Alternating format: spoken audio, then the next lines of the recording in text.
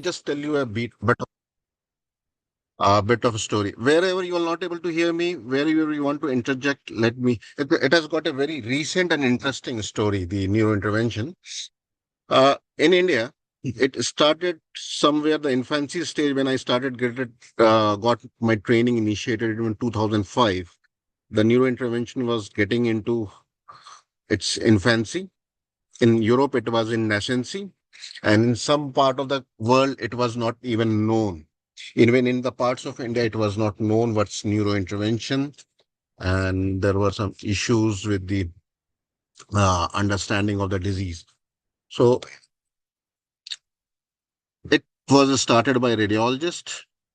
In fact, I am a radiologist by background. I forayed into this field of neurointervention 20 years back and have been pursuing this field for more than 20 years. We are a center where we train people from India and around. We were a part of the team which used to proctor in and around the world to start the program, to make them understand how to initiate the program, because this speciality, it's very powerful. It can change there can be a paradigm shift in the neurovascular diseases. We primarily deal with neurovascular disease. It can be labeled as intervention neurology. It can label as a endovascular neurosurgery. It can be called as a intervention neuroradiology, whatever you call. But we want to be very much inclusive because we constitute of all these specialities. We don't discriminate. We welcome all the people from all the aspects, from the neurology, from the neurosurgery, the radiology, and train them. And our team composition is like that. So going to the so these are my can you see my screen? These are my disclosures, and I will tell a bit of my journey. My medical school is, you can see, it's a government medical college in Bhopal, that is central part of the India. Then I got my radiology training from Indore, which is again in the central part, very near to Bhopal. Then I did my further radiology training, completed my radiology training, the DNB, from Indraprastha Apollo Hospital. Then I started doing my residency in neuroradiology from All India Institute of Medical Sciences. That was for 3 years. And then for a couple of years, I went for a fellowship. This is a Foch Hospital, Sorain, which is just near to the Paris, under Dr. Professor George Rodesh. And then we had also certification from the Planet, from the University of Toronto. So am I audible? Yes, sir, you are audible. Yeah. So, and you can see my slides, I believe. Yes, sir. Sir, it will be great Yeah. if you can, make the slides full screen because some of the participants they have joined from the phone. It will improve the visibility. The slideshow Yeah. option, sir. No, Yeah. now it's full Now screen. it's full. So Yeah, now it's yeah, full screen, sir.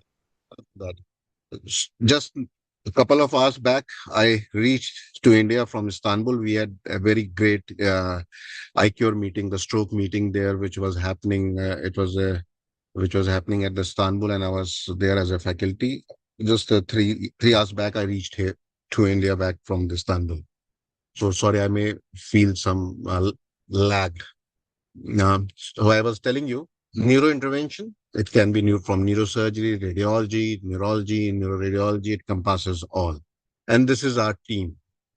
So what can you see? There are people, there is a machine, and there's a table where the patient has to lie. So the important aspect, the man, the machine, and the tools. So the people here, this guy is from neurosurgery, he is from neurology, I am from radiology, this guy is from neurosurgery. This is just a picture which was taken. We have now much more expanded team. This is an older picture, say, a year back. We didn't, and these are our support staff, technical staff, the technicians, the cath lab technicians, nursing staff. So we are a full-fledged 24 into 7 into 365 team. And in the background, you can see a machine. That's a cath lab, catheterization lab.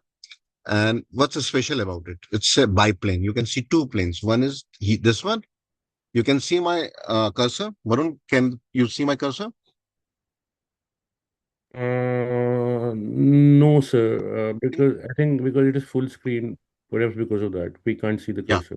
So there are two planes in this cath lab. This is a neuro biplane cath lab, where we can have a 3D angio, we can have a CT angio on this machine, we can have a CT scan on this machine itself. So, and these boxes, what you see, we have got tools of trade. All the things are being stacked up here, and we have got everything which is available anywhere in the world in these boxes, in these cupboards, which are the tools of. So we have got man, the machine, and the tools which are necessary to undertake these procedures. I will try to, as we move forward in our presentation, we will try to make you understand what sort of things that we do, what are our, uh, the ambit, and what changes we can make. So before going forward, we have to understand, if I have seen further than others, it is by standing upon the shoulder of giants. So I take this opportunity to always we remember our seniors, our guide, the professors who have taught us, and and the other thing, life is a marathon, not a sprint. Uh, Anyone from the Kenya here? Anyone from in the audience is from the Kenya? No, sir. Right now, not. But they may join So later on. yeah. So and in the Central Africa.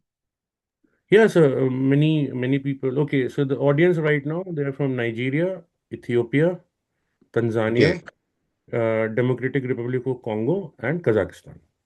I always want to go to Kenya to attend. I try to run marathons. I have completed few for past 10 years. I have been running. Then Iten is a place where every long distance runner wants to be. Uh, it's like the ultimate place for long distance running. The So people we getting have trained. so we have doctors from Ethiopia, and I think Ethiopia gives good competition to Kenyans Great in from marathons. the long distance runners from the Ethiopia. So running a long distance, I realize life is also like a marathon. It's not a sprint. Success like a marathon requires a patience, perseverance, and commitment to keep going, even when the road gets tough. So this is because my interest in the endurance sport has taught me this. And as Isaac Newton have told, the upper one, we always pay respect to our seniors, though they have initiated the process. The things were not good at that time, but at least they have given us a platform where we can move forward. And we are grateful to them. We are standing on the shoulders of the giant. One of these giant was a Seldinger, 1921 to 1998. He died. Very simple thing. In 1953, Seldinger device, Seldinger technique, all of you are aware. If we can put a hollow needle in a tube, and then we can pass a wire. You can see A, B, needle inside the lumen. It can be any lumen. It can be blood vessel. It can be uh, the gut lumen. So any lumen, it can be the air lumen, any hollow tube lumen where we can put a tube, uh, needle with a hollow tube, and then we put in a wire. We can get an access, and then we can exchange over those. Once we have got an access, this at present looks to us so simple, but this is the revolution which happened in intervention, in vascular interventions, in any sort of an intervention which was there. A simple thing, but a massive thing, I would say, which happened. And then this guy is Igaz Moines. He performed the first angiography. The idea of injecting radio opaque substance to find and do an encephalography, the arterial encephalography. This Egas Moines, he got a Nobel Prize, not for this. He was a neurosurgeon. He got a Nobel Prize for epilepsy surgery sort of a thing. His first cerebral angiography was performed in 1927 on a 48-year-old patient. And then the successful angiography is the ninth, which was done on pituitary tumor case. And at that time, the angiography was performed by using a carotid approach. And in 1960s, the femoral route was introduced, which was a very a nice way to go in, not less cumbersome, not that grotesque. And we started using a femoral route. Now we are using because we have got tools, we are using radial route very frequently also. And in 1964, again, a bit of history, a Norwegian radiologist, Dr. Amundsen was the first one to do a complete angiography through a transfemoral approach. And this catheterization technique improved, and simultaneously the imaging, how to see it improved. Earlier, it was a cassette exchangers. From there, it moved to uh, this was the first embolization which happened of an AVM by Lusenhoff in 1960. I will just, so these are certain moments in the history which were very landmark in there. Sabinko used the balloon catheters for an occlusion. Debron, that was an thing. Charles Drake, everyone have heard about the Charles Drake, the great Charles Drake for neurovascular diseases. So these were the timelines of the very, so as I told, we stand upon the shoulder of these giants. From so the era was 1990s. I was telling you in 1990s, it was the era of evolution for neuro intervention. The things were coming up in European part. In the Asian part, it was not still being thought about it. In certain parts of the world, it was a complete unknown entity. And from there, he was the guy who, Giglimi from Italy, he devised the detachable coils, and that detachable coils revolutionized the in aneurysm treatment. We are going to go ahead. Why? How?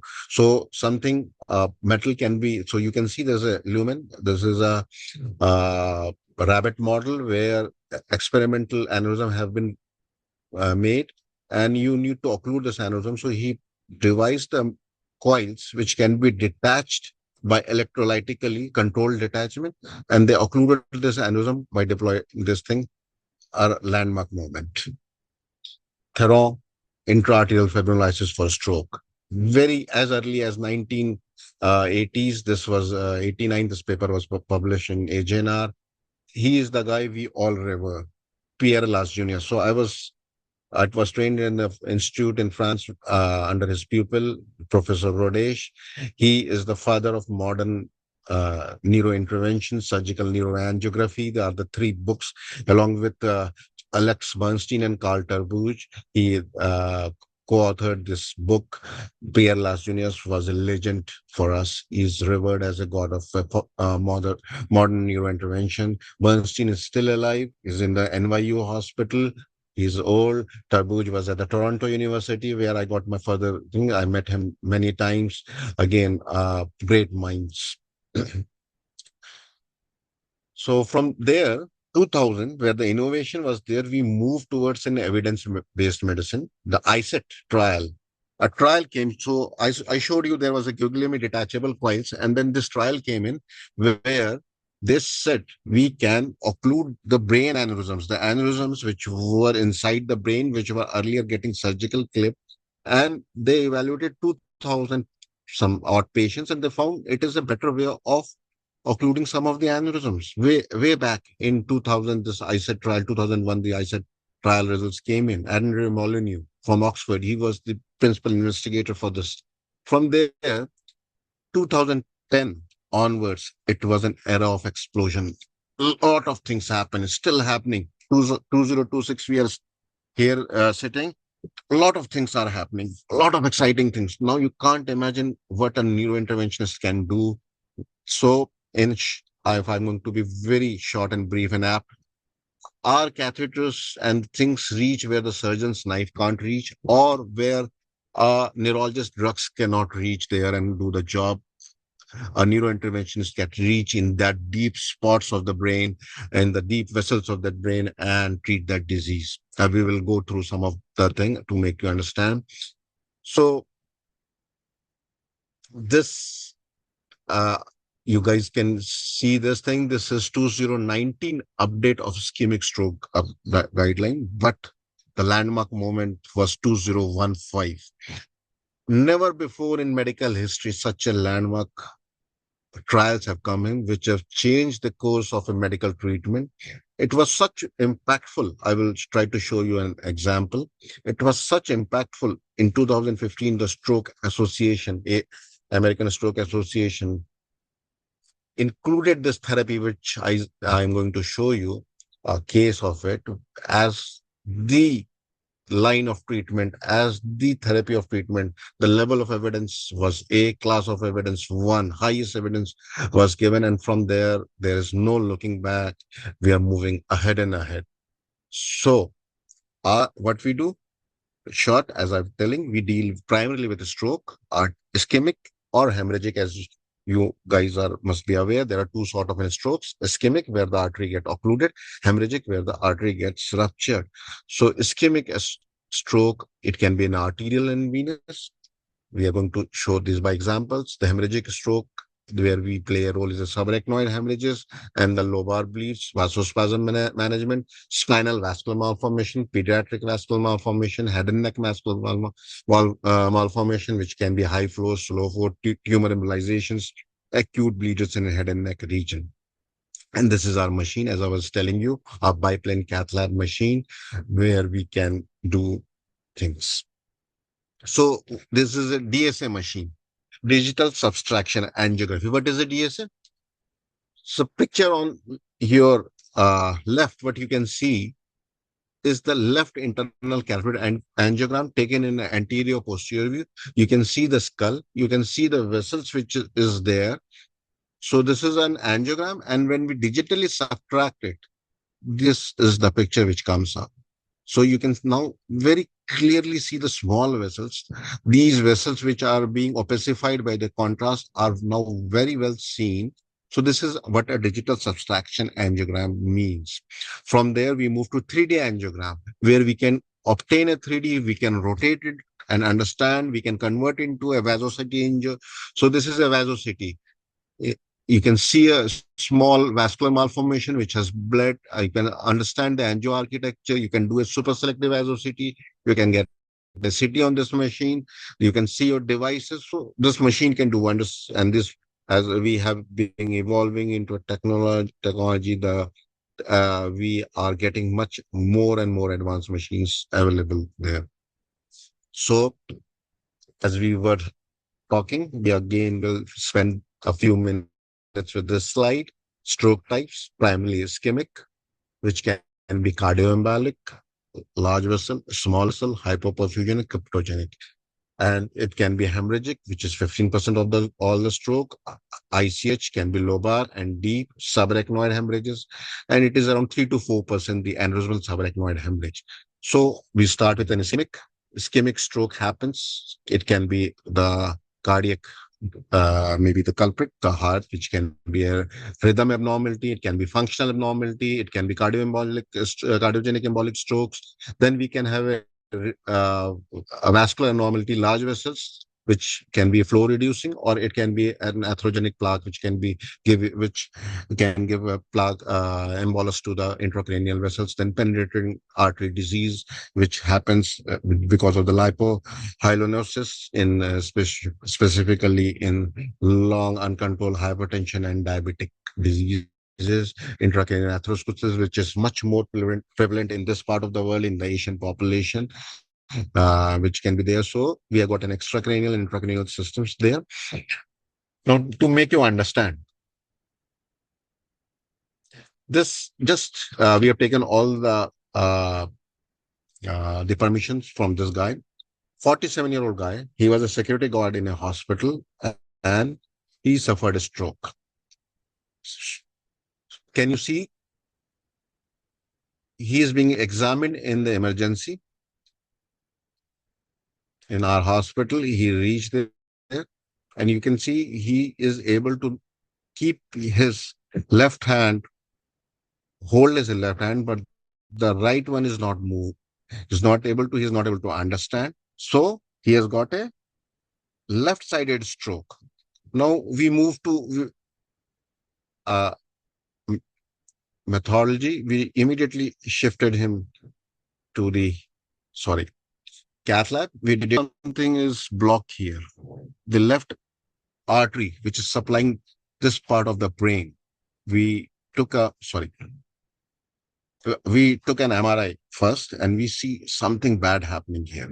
So white things you are seeing. This is a stroke, ischemic infarct. The tissue is getting dead here. the left side of the artery, it's not showing it. As you can see, the right side of the artery, which is filling up.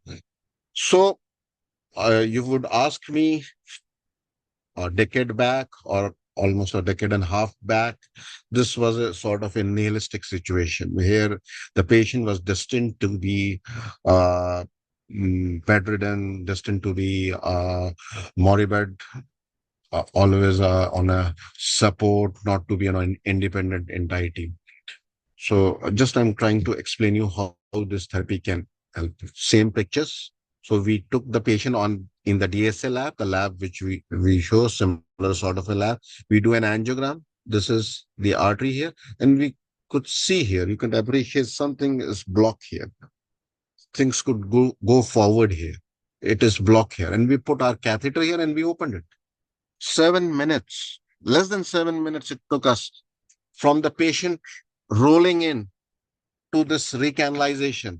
And what was the resultant? This guy next day, I'm not exaggerating. This is the same guy next day. This is that remarkable treatment. You can understand the power, uh, this is mind blowing what we see this treatment can do. I'm talking about a disease which a decade and a half almost have got a sentence written that this patient is going to be either dead or has to be bedridden, a large stroke there.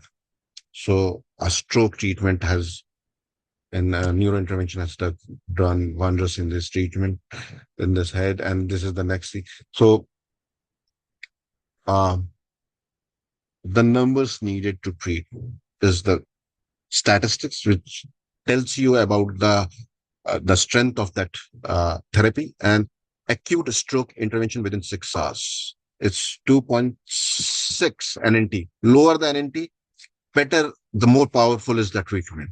That means you have to treat that amount of patient to get a one good result. So 2.6 patients, if you treat, you will get one good result. And if you compare angioplasty and STEMI, it's 28. If you treat 28 patients in angioplasty with angioplasty in cardiac MI, you out of those 28, one will have good result. Thrombolytic therapy for pulmonary embolism, 34. Antibiotics for sinusitis, 15. CABG for prevention of cardiac death, 25. So 2.6. Only thing which is very near to it is a rapid decline, which is happening. And these are the guidelines which happen. And this is the stroke and next day MRI, which was done there. From there, no, this therapy, unfortunately, it requires, as I told you, man, the machine, and the tools, and is not available everywhere, every part of the city, every part of this country. So then what we do a drip and ship policy. Stroke in evolution in one part of city, one part in a city which is around 200 kilometers from our center. We see these images. It's being delivered to us on a AI-based platform. We said, yes, it is a stroke. You can give a thrombolytic drug. They thrombolize the patient and drip and ship. What we call, it was dripped and shipped to us. We took the patient. Again, you can see same occlusion. And this is how a retriever takes the clot out. We got a recanalization and patient got a good result. So at present, till the time when we have these therapies in every nook and corner and addressing, we do a drip and ship. Again, limitation, it can't happen from very far off places. It needs to be a place where the patient can reach to us within 4 to 5 hours, 6 hours. Sometimes there are certain therapies, certain situations where we undertake these for up to 24 hours, but not from very far off. And almost, but this is a stroke system, this is a very powerful treatment. It needs to develop in-house in the country, around your center, in your city. This has to be there, because if you're not doing for the large vessel stroke, these are large vessel strokes. They are only 1/3 of the total stroke, but they carry the 90% of the death happening due to stroke is related to these large vessels. Or 75 to 80% of the disability happening in a post-stroke patient is so though they are 33%, but they are the cause of larger mortality and morbidity, deaths, and the disability in the post-stroke patients. So, acute stroke treatment, large and small, IV TPN, lytic drug has to be given.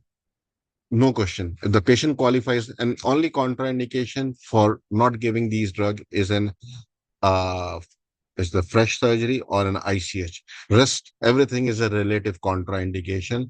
You can give it even in the NOACs, the patient on an anticoagulation, though do we avoid if you have got a, but largely the absolute contraindication in the bleeds and the recent surgeries which are happening. Then there are intra-arterial, as we have told you, shown you mechanical thrombectomy is the procedure, what we have shown to you. There were two examples of those cases. They do work wonders.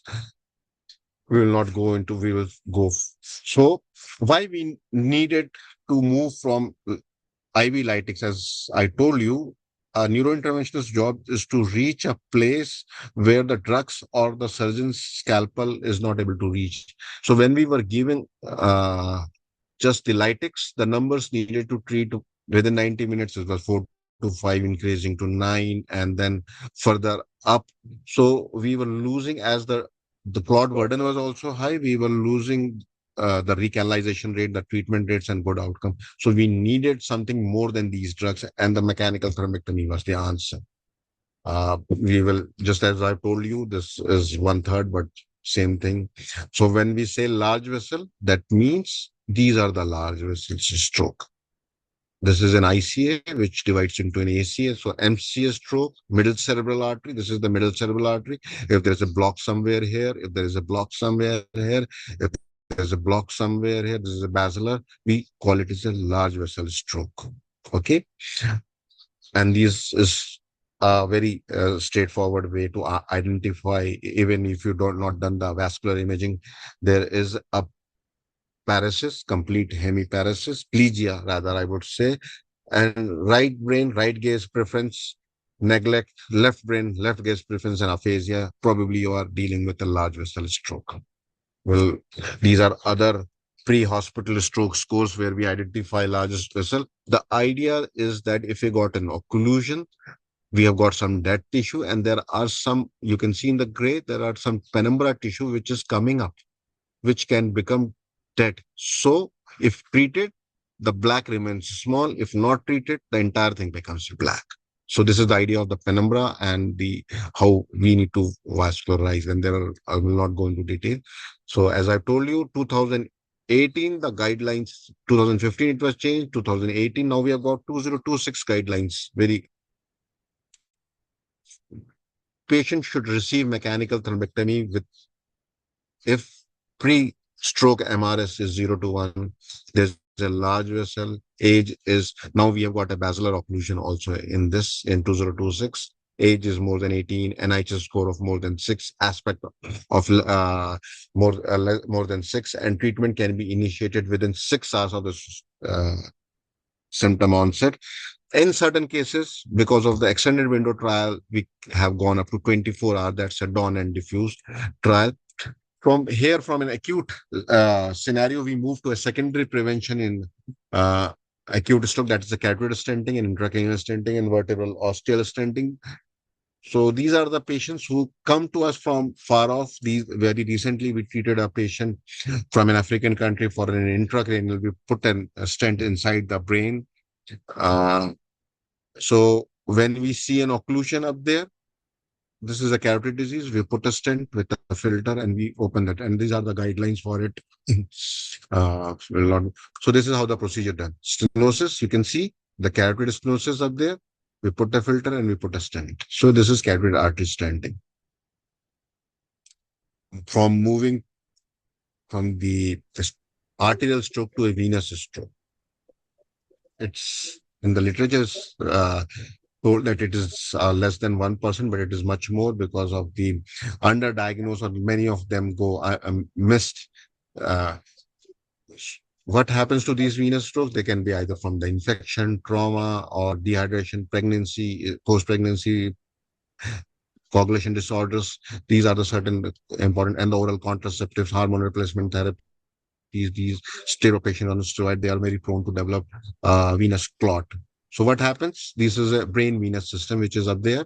These drains these system drain the brain, the blood out of the brain back to the heart and to the lung. And if we got an occlusion here, we in this venous system, this is known as a venous stroke. What are the symptoms? Most of them, they present insidiously as a headache. Some of them have a blood vision, altered consciousness, if further deterioration, seizures, behavioral symptom, and then can go into coma, papilledema, seizures, focal neurological deficit. And how we diagnose? With an MRI or a CT, where we see a hyperdense sinuses. We have to look for it, the hyperdense sinuses, or you can see T1 hyperintense on a the sinus becoming hyperintense on T1, and we do an MR venogram. We can't see the vessel here. So what we do, how the neurointervention role plays in a very bad venous stroke. Most of these patients respond if they have catch up early. They respond to an anticoagulation. Our role comes in those patients where we have got a failure, where the things go out of hand. Yeah. One of the case where we see bleeds happening, we have got a complete occlusion. The patient was into coma. We went inside these veins through a transvenous route, recanalized these veins through catheters and the systems. These are again technical aspects. I will not go into detail into it.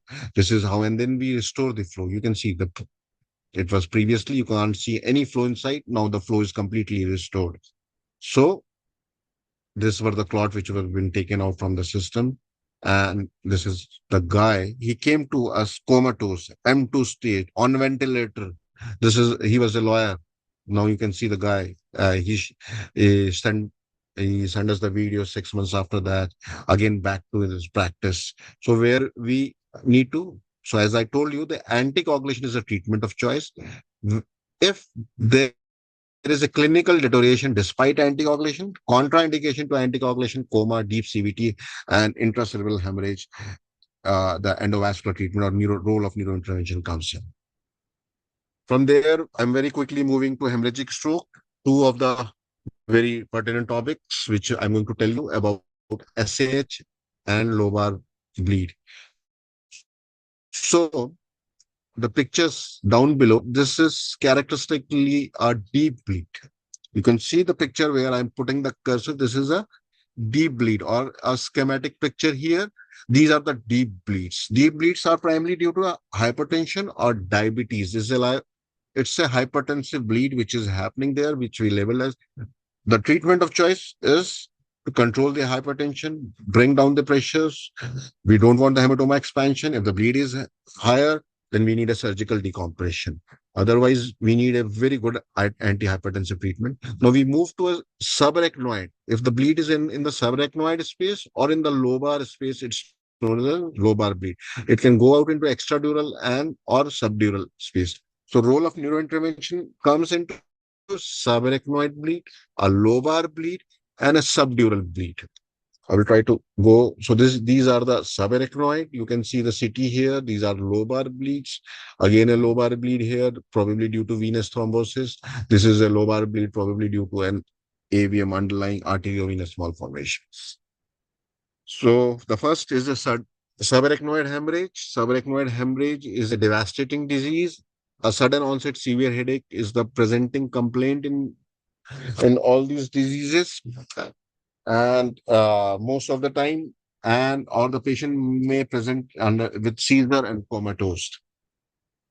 Right. So what's and 85% of time it is due to a ruptured intracranial aneurysm. Aneurysm can be saccular and fusiform, and when they're ruptured, so these are the very aneurysms. When they rupture into a subarachnoid space. This is how a subarachnoid bleed looks like into a plain city scan. So there are two things what we need to do when the subarachnoid bleed happens. There is a bleeder point, which is known as an aneurysm, and then the vasospasm happens, which happens from day 4 to 14 in most of the cases.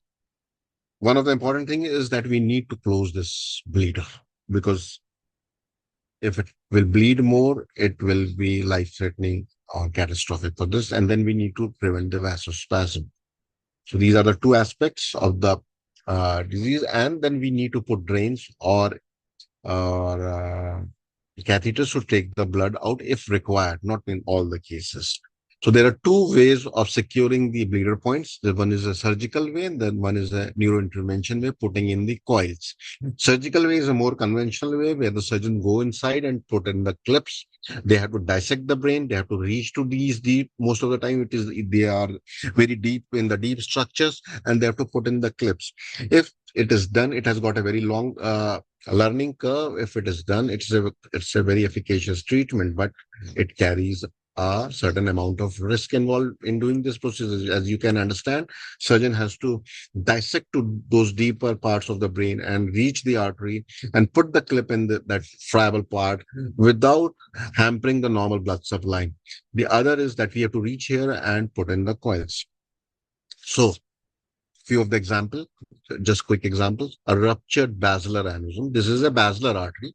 It divides into two, both the posterior cerebral arteries, and we could see some outpouching, big outpouching here. That's a basilar aneurysm. We call it as a basilar tip aneurysm, which has ruptured. Reaching this surgically is almost impossible. In very senior, like Spezler or the Lawton, they used in their centers, the basilars are getting clipped. There are many centers, but it carries a very significant morbidity, a surgical way of treatment. For us, uh, the procedure complication rates, the intra-procedure is around 3 to 4% for this.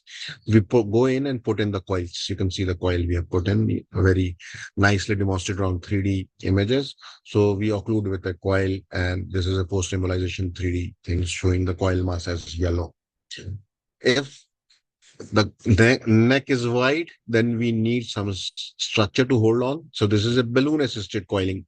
You can see some aneurysm structure in an anterior cerebral artery. This is an anterior cerebral artery aneurysm, ACOM, communicating artery aneurysm, which the word is anterior communicating artery aneurysm, which is one of the common places where these aneurysms happen. So again, the coiling is happen. You can see coils, metal coils being put inside the sac with the help of a balloon. Balloon protects the neck so that these coils can't, because the neck is wide, this coil should not come out, stay there, and should not hamper the normal flow. This is after we remove the balloon, we see the coils are well in place, and the aneurysm is excluded from the circulation with normal patency of the normal flow of the flow which is there. Then sometimes we can't, when we remove the balloon, there are chances that these coils can come into the parent artery and occlude the normal flow. Then we need to put in stents.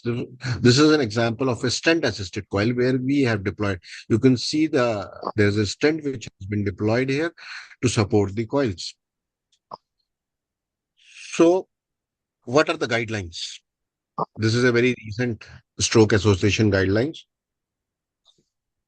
Treatment within 24 hours from the onset of subarachnoid is preferable, class 1. Treatment goals is complete obliteration is preferred to reduce risk of rebleeding, class 1. It is reasonable to retreat partial obliteration to prevent rebleeding, class 2A. So this is how the new guidelines say. Anterior circulation, coiling is preferred. Coiling preferred. Posterior circulation, coiling is preferred. Wide neck fusion, flow divertus. Saccular flow divertus thing. So this is so most of the guidelines they prefer, as you can see, the coiling as a class 1 treatment, and at the age of the patient and the thing.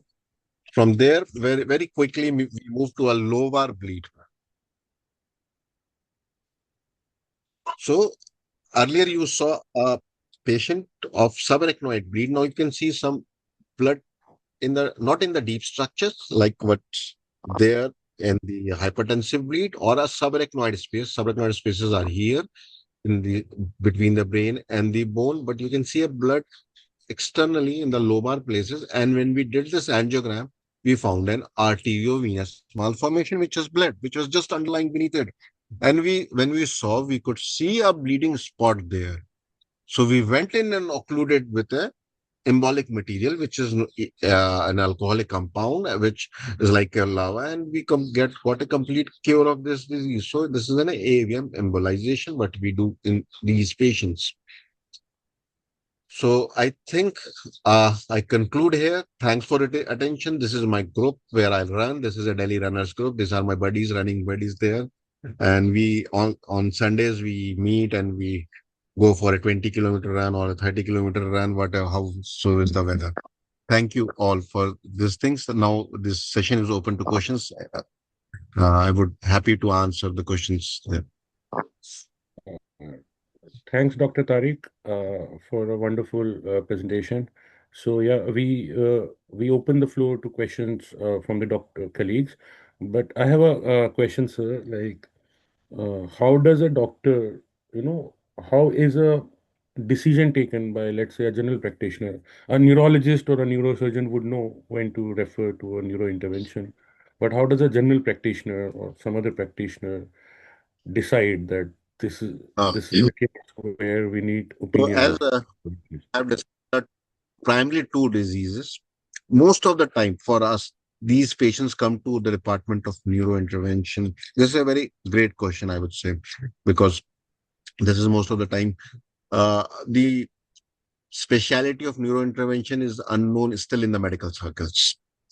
And people don't understand what we do, how the things can be done in these aspects. So, as we are told, primarily we talk about stroke. The ischemic stroke forms the major chunk. So we need an awareness and understanding, not, I would say, not even in the doctors, we have to go beyond and in the community to make the community understand what is ischemic stroke. FAST, you all must be aware about the acronym which is known as FAST. So FAST is sudden onset, facial drooping happening, arm weak, is called arm, speech disturbance, which is happening suddenly. That means we are staring at some stroke which is coming up. A stroke which is coming up needs an immediate CT scan. Nothing can be diagnosed just clinically. We need an imaging because it can be hemorrhagic or ischemic. So if we are able to identify if there's then sudden things are happening, as symptoms probably which is negative, that the patient was able to lift his hand, now able to lift his hand, was able to speak, now not able. So these are negative symptoms which are happening. We are looking into ischemic stroke. On top of it, sudden onset severe headache, that the patient says this is the worst headache of my life. Sudden seizure happening. These all needs to all patients these need to go and neuroimaging. That's a CT scan or a MRI. For that, the patient needs to go for a neurocare. So any neurological function which goes off suddenly, if a physician sees this thing or if a community sees this thing, this needs to be immediately rushed into a for a neurocare center.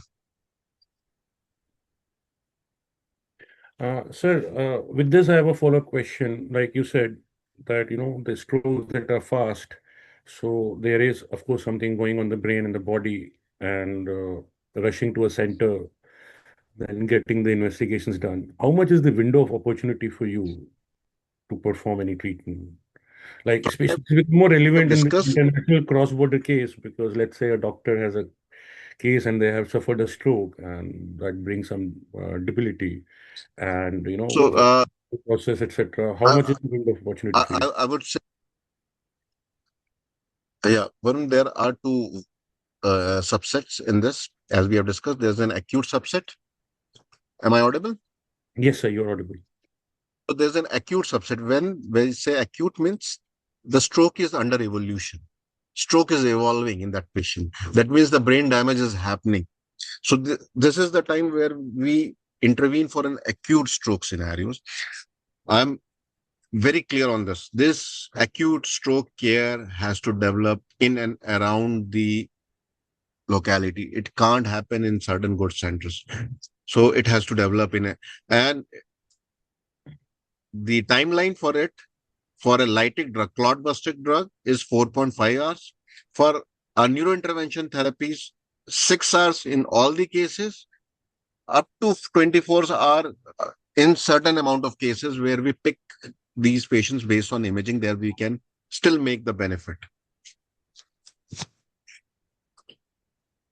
For a secondary prevention, when we talk about the secondary prevention of these strokes, these are the patients where we found a vascular causative factor, an occlusive disease, a stenotic disease, which is the cause for that stroke. And if we address this stenotic part or an occlusive part, we may prevent a further stroke from happening. So that's a secondary prevention. These patients can be transferred. For example, an intracranial angioplasties are complex procedures. They are really complex procedures, and they need good centers to address. We need good centers and good hands to operate address to it. So these are the patients who we can take a calculative call and transfer these patients. So most of our overseas patients in ischemic strokes are revascularization procedure, a secondary prevention happening there. Okay. Sir, I asked this because we had a patient from Zambia. I mean, I mean, because I'm not a neurosurgeon or doctor, so they had undergone some coiling. There was some buildup in the brain, and the coiling was done by a neurointervention surgeon here in India. So the stroke had been prior. So I think that was probably prevention in future, right? The thought No, it no. will be. So what we are talking, Varun, is about a hemorrhagic stroke. So I told you that from as we were going through our slides, if you recall, so we were dealing with ischemic, then we come to hemorrhagic. We talked in detail about two subsets. One is a subarachnoid hemorrhage and one is a lobar hemorrhage. So the case what you are talking about is a hemorrhagic stroke. In that subset, it comes into a subarachnoid hemorrhage. Many times, these subarachnoid disease are so devastating, 25 to 30. So the patient is not in a very good shape or condition to in the hospital, or they're not able even to reach the hospital. They are brain dead by the time they reach the hospital. Our role for these overseas patients comes because we deal with these patients. They have passed the acute phase. They passed this acute phase. They were able to stabilize themselves with the help of God, I would say, rather than nature. God has been kind. And they survived that acute phase and it had not rebled, but there is still chances of that aneurysm going off anytime. It's like a ticking bomb sitting there. It can go off anytime and can cause a rupture. And most of these second ruptures are very massive. They are devastating. So these patients are being transferred to treat those aneurysms, and we treat many of them coming from. And there are certain parts of the world, like Central Africa or the Mauritius, there where the prevalence of these aneurysms are very high. So we have a question from Dr. Ornana Paul. He's from Nigeria. He's also country coordinator of Jivo Doctor Network in Nigeria. His question is, thanks for the presentation.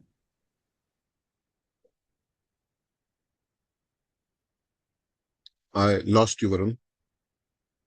I lost your voice.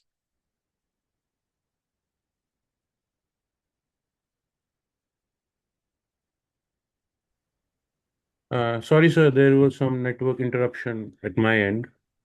Okay. Well, You can go again. if that is accessible to you, okay.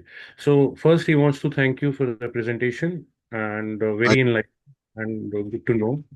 So he has two questions.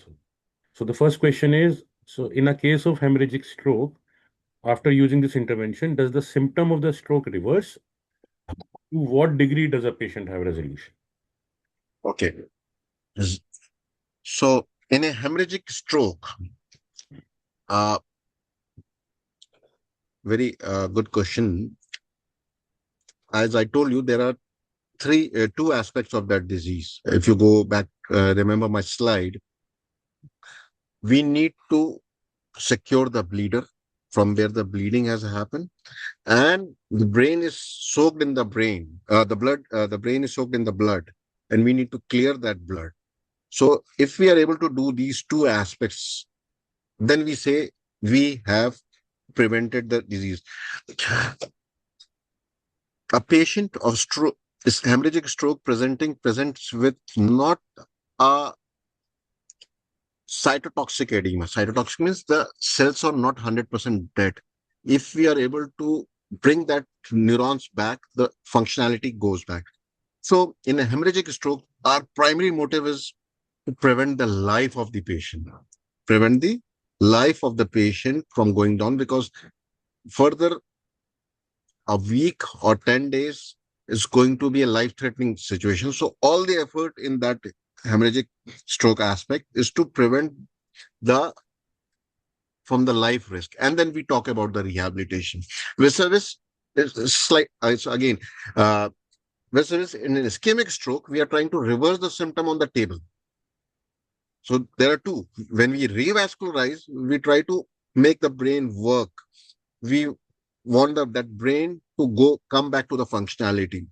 And in an hemorrhagic, we are trying to prevent the loss of life. And then the brain functionality comes back over a period of time, depending upon how big was the bleed, how bad and severe was the disease. Hope I am able to answer your question, Dr. Paul. Dr. Paul, you can unmute yourself, sir. Okay. Sir, he has a second question. Okay, yeah, fine. Okay, so is this similar thing that will happen also for ischemic stroke?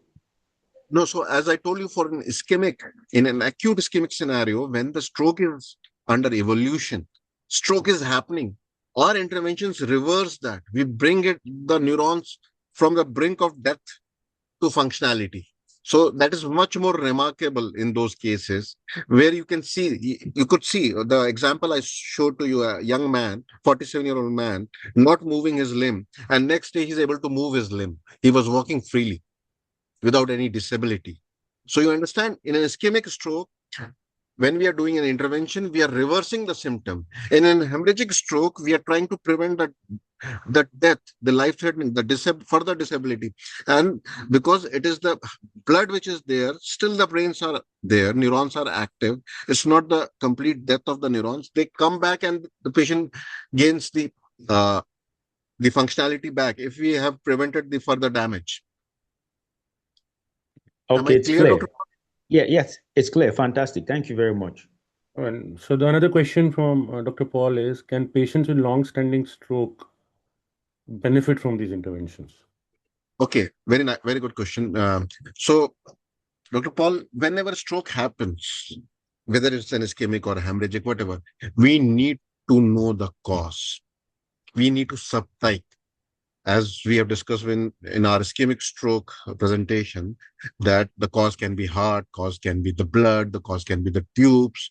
So we need to figure it out from where the stroke has happened. If we are able to figure it out and we deploy the preventive mechanism rightly, we are able to do it in not all the cases, as nothing is 100% in medicine, in most of the cases. So a patient having stroke, whether it's a hemorrhagic or ischemic, we need to know the cause. It is a hemorrhagic stroke due to hypertensive bleed. We need to find out it is a hypertensive bleed.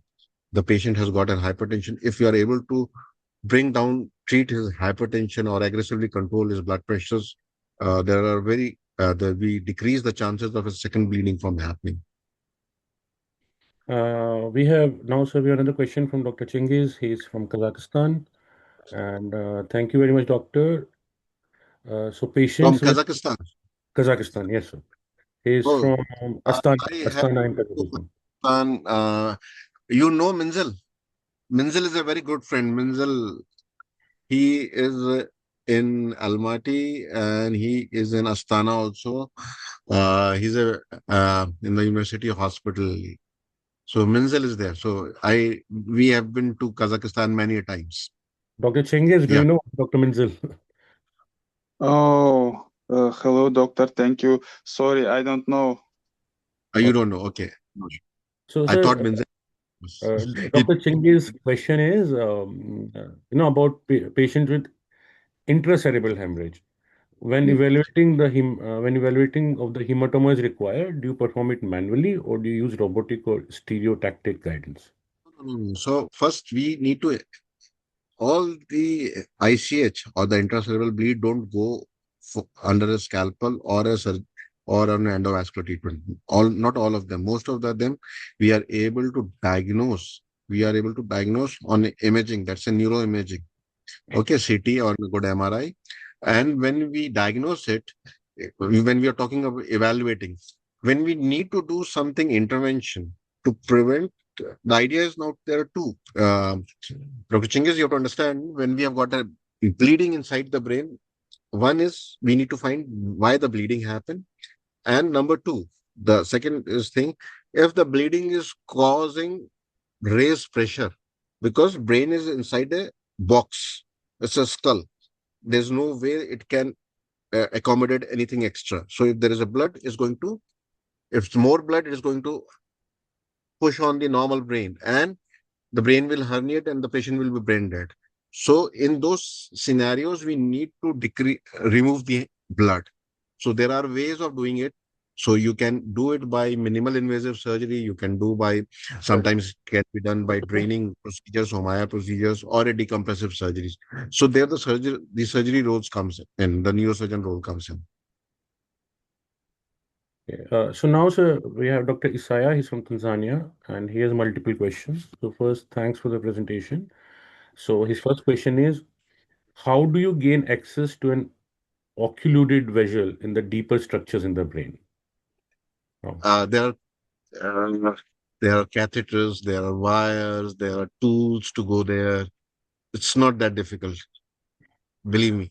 No, So, but as a layman, sir, as a layman, I'll tell you the brain surgery or the neurosurgeon scares so normal people. You know, we fear, yeah, oh, no, as I told you, it's difficult for the neurosurgeon to go from inside, outside to inside, but we are going from inside. We are trying. So it's like how I'm going to explain you. Yeah. So you have got some drainage pathway which is occluded there in the city. Now you need to figure it out where you need to dig the road or the ground and go deep into that and then clear. That's a surgical way. Now, if you know your drainage system from where it has started, someone can go into that drainage system go have a map, reach that occlusion and take that thing out. It becomes much easier that you don't have to dig the ground. Hope my analogy has been helpful to explain little this. bit helps, sir. But my question was like from a I mean, our doctor colleagues understand you better, but normal people who are not medicals, they have a lot of fear around, you know, the neuro, brain, anything, whether it is medicinal intervention or surgical intervention or neurointervention. And what I understand from talks by doctors like you, that medical science is very advanced right now. I mean, there are Yeah, now to a it is great getting extent much. right tools in the hands of the I doctor. can't say we are in a territory that we can say we are 100% safe. We don't have a complication. We do have complications. That's a normal thing, but that's it. That complications have to remain within the standard operating procedures. Even if you do something, there can be, even if we pop up paracetamol, the Panadol, we can have complication with the Panadol popping up, which is looks like a very innocuous thing to do. Any pain, any fever, any febrile thing, we just pop up a Panadol. So to say Panadol is 100% safe, it will not cause anything, it's not true. In a similar vein, I would say doing these neurointervention procedures, even the surgical procedures, the things are evolving such with precision and technology so evolving that the complication rates are going down, significantly going down. It's not that scary as it was 10 years back or 20 years back. So that's there. The second question what I see from is how do you help older patients since 70 years? We have dealt patients almost 90, 100 years, and we have made them recover. So God has been kind to us that age is not a criteria for us. Question number three, how do you help a patient with coil? I didn't catch this clearly. Okay. So as a neurointerventionist, we do two things primarily. We, as you have understood, there is a leakage or there is a blockage. So either we have to open that blockage or we have to seal that leakage. You got my point? There is a leakage. There's a hemorrhagic stroke. blood is leaking out from the blood vessels, and there is a blockage, which is ischemic stroke. So in cases of hemorrhagic stroke where there's a leakage, if it is an aneurysmal leakage where we can see a circular, a rounded balloon structure where from the blood is coming out, we go inside that and deposit this thrombogenic coil so that the clot forms in and it occlude that bleeding point with preserving the normal vessels. The way of preserving I have shown to you, there was a balloon assisted, a stent assisted, or a normal simple coiling technique where we need to preserve the normal vessel and we need to occlude the bleeder. So the coils help in occluding that bleeders. So Dr. Isaiah has another question. Like the question is, what are the risks of developing aneurysms? Aneurysms. That's a very difficult question, Dr. Saya, because no one knows, no one understands. Hypertension is one of the risk factors. The smoking is one of the major contributing factor. So the way very simply I explain to my patients, there is a wall, a blood is hitting on that wall, making that wall weak so that it bulges into an aneurysm, and the body is trying to heal. There is a healing mechanism inside the body. So either the blood is pushing hard on that because of the increased blood pressure systematically or locally just at that point, or there is a weakness in the wall which has developed. There can be because of the exogenous factors like a tobacco smoke, or like an endogenous factor like some genetic where your collagen itself is weak, your substance of that wall is weak, and the body's reparative mechanism has been hindered. So these are the mechanisms which, because of this, the aneurysms develop over they are not like an AVM. We showed in case of an arteriovenous malformation. That's a disease which is there since birth. Okay, it's not genetic, but it's there since birth. It's a developmental disease. Aneurysm happens de novo. De novo formation of this aneurysm happens over the period of time because of these certain dynamic factors I have discussed, or of their interplay in the dynamic factors. So the next question is from Professor Dr. Daniel Lokitundu. He's from DRC. So his question is, what is severe carotid stenosis? It has been So answered by Dr. Bills, but we would like very good question, and very knowledge thing. I appreciate the involvement of doc. So when we say severe carotid stenosis,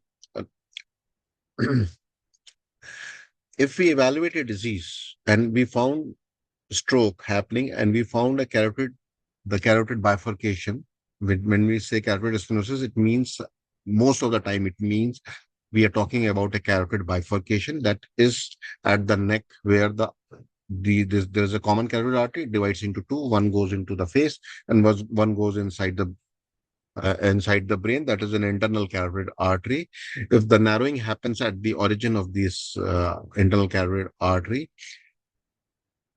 if up to 50% narrowing we are able to see on a non-invasive imaging, which is a DSA, or on a 60% on a non-invasive imaging like a CT angio or an MR angio, we say it is significant, it's not severe. The word is significant stenosis. This patient needs to undergo a treatment, a revascularization procedure, which is a carotid angioplasty. When we say severe thing, it is more than 70%, 70 to 99%. We say it is a severe carotid stenosis. in the case of the severe stenosis, like 99% blockage, so it could mean risk of death also, right? If it goes untreated. It means a risk of a stroke happening. Stroke happening. Again. That may precipitate Yeah. from the stroke. So we have another question from Dr. Isaiah. What is the window of time to reverse symptoms before patient gets devastated in future? In an ischemic stroke, it is 4.5 hours with a lytic drug, 6 hours with the mechanical thrombectomy procedures, what we saw. And in few of the patients up to 24 hours in ischemic stroke patients. And in hemorrhagic stroke patients, it needs to be addressed as early as possible. Yeah, Whenever you there's a comment from Dr. Bills. I think he was explaining severe carotid stenosis, like you have explained, that 70 to 90% blockage. We have thank you message from Dr. Chingiz, and now we have Dr. Justin Louis is from Tanzania. He's a general surgeon.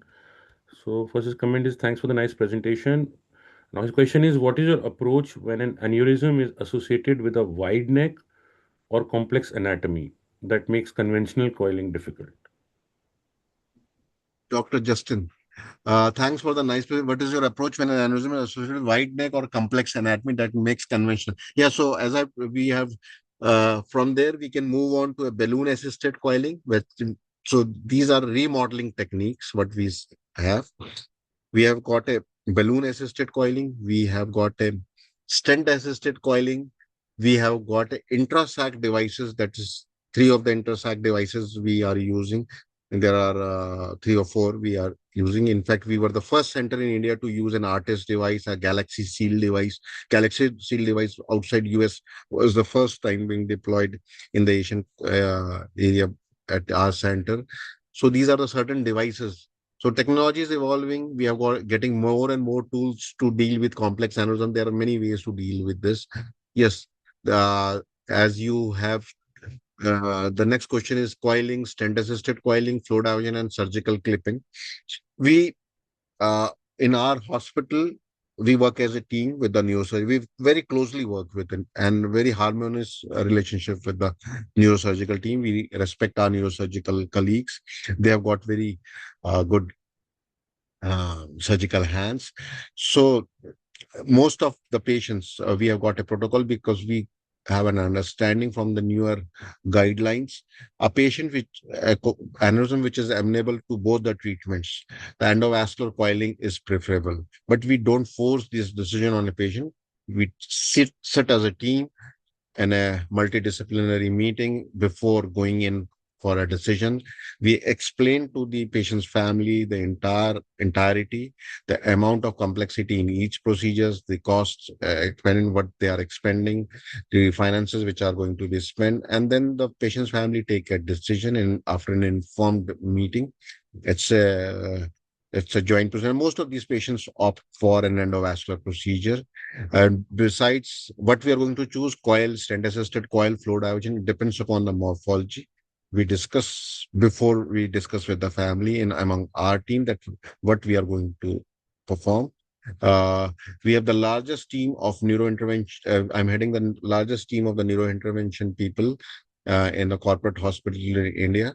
We have, besides me, there are four more doctors who are doing these procedures, and then we are running a fellowship program. So we have got fellows. So we all sit together in front of the screen, and everyone gives their contribution, and then we come to a conclusion. Yes, that we are going to go ahead with this modality or with this treatment, and then we discuss with our neurosurgical colleague, and then as a team we discuss with the patient's family before embarking upon our treatment modality. Okay. Thank you, Dr. Tariq. And I think we have exceeded the scheduled time also. And thanks once again. You were coming back. You landed just more in the morning from Istanbul, and instead you prefer to keep this commitment of interacting with our doctor colleagues from Africa and the world over. Thanks a No, no, lot. I And I I I was helpful in my thing. I was able to make no, no, sir, you all were. of you understand. If there was some discrepancy from my part, it's my apology to you if I was not very clear on that, but I tried to be as clear as possible. Thank you, sir. And if anybody has any follow-up questions, or you can always ask. We'll direct it to Dr. Matin, and he will respond to it whenever his schedule permits. And if there are any cases of aneurysm or whichever cases are relevant, which requires his opinion, please feel free to share it with Soumya on your group or the work group that we have created. We'll document it and we'll share it with Dr. Tariq, and he will guide us based on the patient reports what needs to be done. Thank you all Thank you all for attending this Sunday. And as part of humanity, today being 9th August, let's remember, let's pray for a peaceful world. Let's remember the residents of Nagasaki more than 80 years back.